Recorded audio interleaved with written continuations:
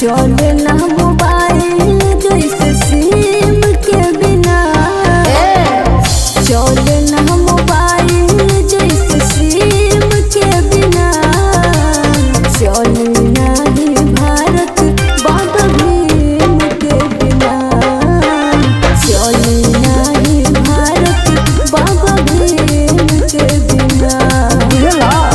गगन अधूरा बा जमीन के बिना, चले नहीं भारत बाबा भीम के बिना, चले नहीं भारत बाबा भीम के बिना।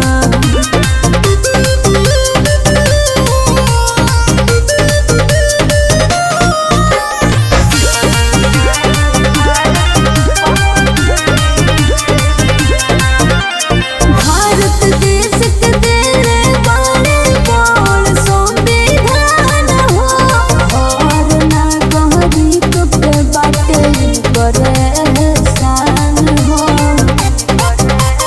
और सुना, भारत देश के तेरे बारे बोल संविधान हो, और ना गहरी पे बाटे करे एहसान हो। खेल ना चलेला जैसे टीम के बिना, खेल ना चलेला जैसे टीम के बिना, चले नहीं भारत बाबा भीम के बिना, चले नहीं भारत बाबा भीम के बिना। जय भीम।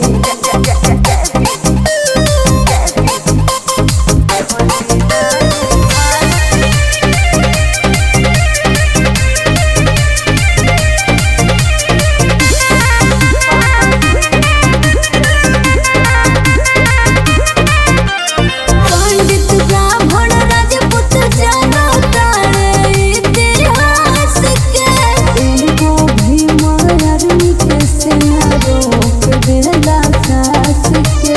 चढ़िया मत बाबू।